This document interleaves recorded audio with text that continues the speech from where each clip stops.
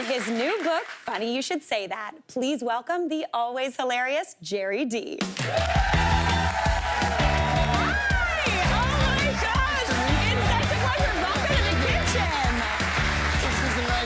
Listen, Gerry, I hear you just told me that you did a little cooking video recently, right? Yeah, I don't know why. I was making pasta at lunch, and I just grabbed my camera, just put it on me, and talked about, jokingly, about how I cook, but I don't. But it was... Listen, if you're making lunch pasta, you're doing better than me. That's pretty impressive. I pretended it was my own sauce, and it wasn't. Listen, if they don't see the jar, nobody knows. That's right, I covered it up. Yeah. And then the follow-up is I made it. I was really my lunch. I ate it, and I didn't cook it enough. I threw it up. I didn't add that part. It was crunchy.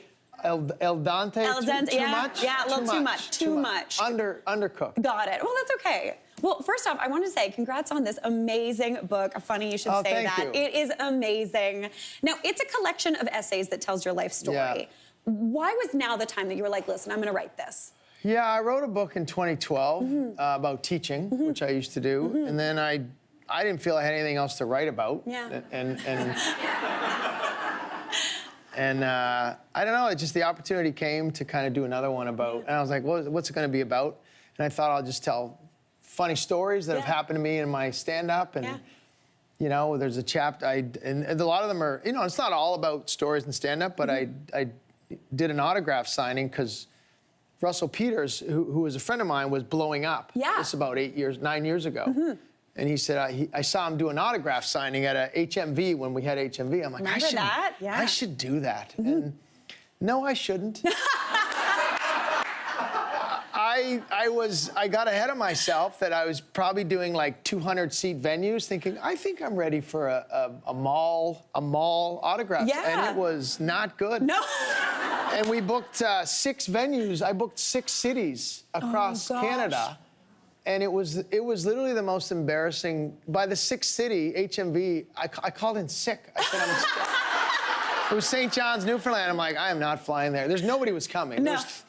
There was a grade 8 girl at the first one that was a fan. Yeah. And I wouldn't let her go because I was hoping the line would build. Yeah. And eventually she said, I gotta go. Like, that's not a good autograph. Getting turned down by an grade 8, just being like, I gotta leave. Terrible. Yeah. So I talk about, you know, a lot of stories like that from the road and things when I started. Totally. And then my family and the support I've had from, you know, friends and family. So just mostly funny. Yeah. Not all funny, some stuff. And, but I think that's great. Like, you talk about in here that you didn't always think you were going to be a comedian. That wasn't kind of your end goal. When did that light bulb go off for you? Oh, yeah, that was never... I was... I also never thought I'd be doing this. No, so if you're in a similar... Like, I know your career, and congrats, and it's great. You have a similar story. You worked in a different field, in a different world, like I did, and I don't know, your passion was this, and you pursued it, and I did the same, and...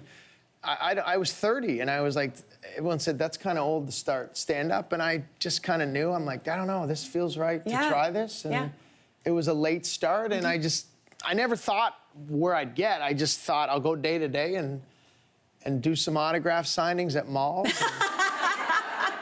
That's amazing. Yeah, well, listen, you got to start somewhere. Yeah. Humble beginnings lead to, I think, hilarity. I always joke, I think you're either funny now or you had a boyfriend in high school. And I did not have a boyfriend in high school. I didn't either. I didn't have a girlfriend for me, but I didn't have a girlfriend in high school. Nailed it. We were nailing it, Gerry Dee. I was very small, and they weren't interested in that. No. I was very tall, so I was the opposite. I was just, like, around, you know? Yeah.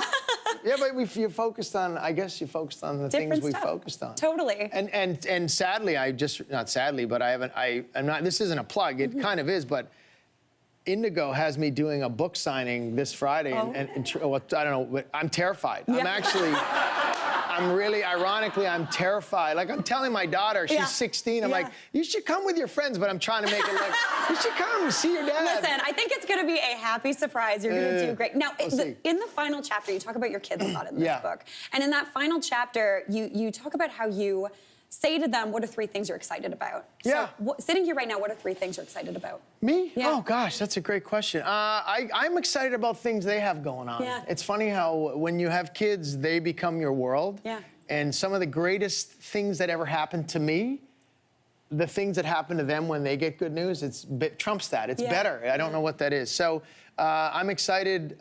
Three things. That was a good. That was a good first. That was a one. good. Not the autograph signing Friday. No. That's one for sure. The book signing.